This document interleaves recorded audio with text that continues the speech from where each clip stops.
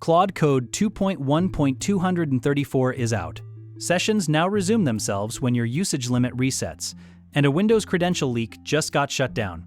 Hit your claude.ai usage limit mid-task, and Claude Code now resumes the session automatically the moment your limit resets. No manual restart needed.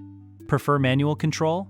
A new setting turns it off. Loading Claude's built-in API skill used to eat over 200,000 tokens of context before you even started.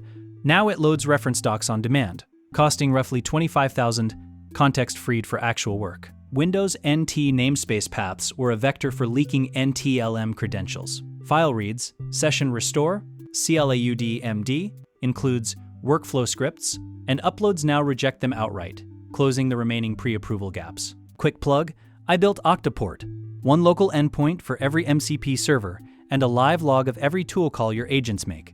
Open source, one command, link below. That's 2.1.234. Subscribe for the next release.